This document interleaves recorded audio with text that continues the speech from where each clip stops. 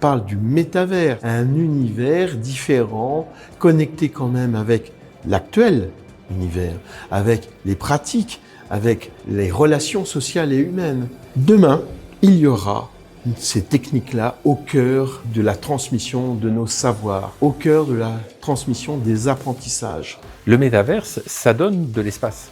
L'espace au sens physique du terme. Ça donne des mètres carrés en plus.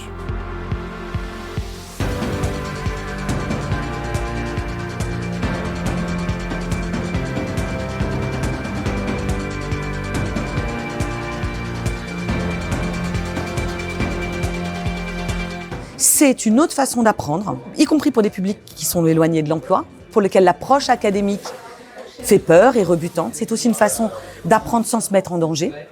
Avec les technologies immersives, avec des avatars qui petit à petit deviennent de plus en plus photoréalistes, vous pouvez mettre davantage d'humains dans la technologie et humaniser la technologie. Et c'est là que l'intérêt et la valeur sociale est, notamment dans le domaine de la formation. C'est s'entraîner, c'est démystifier la formation, c'est la rendre plus accessible. Et tout ça, c'est finalement très intuitif.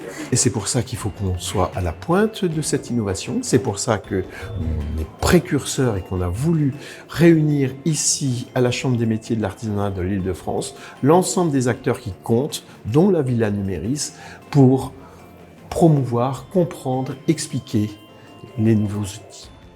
Et ce que j'apprécie aujourd'hui, c'est que tous ces dispositifs attirent de plus en plus une jeunesse différente. On a une nouvelle clientèle de jeunes qui se disent prêts à pouvoir travailler parce qu'ils savent qu'ils vont mêler et la main, et la tête, et l'écran.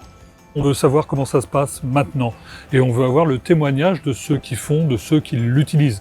Ceux qui font, c'est pas uniquement ceux qui décident, parce que vous avez beau avoir la plus belle idée, la meilleure des inventions, si elle ne trouve pas son public, ce n'est pas une innovation. Eh bien, pour une fois, on n'était pas vraiment devant notre ordinateur comme sur Zoom par exemple, mais vraiment à l'intérieur, dans un monde ouvert, avec des émotions qui peuvent être transmises. Ça nous permettait aussi de nous retrouver dans un contexte moins scolaire, comme on pouvait continuer à interagir dans le campus, même à la fin du cours, alors qu'à l'inverse de Zoom, une fois que le prof a clôturé la réunion, on se quittait tous. On veut entendre, écouter pour comprendre. Et c'est ça l'intérêt des témoignages, des insights des consommateurs et des utilisateurs. Des rencontres naissent les débats.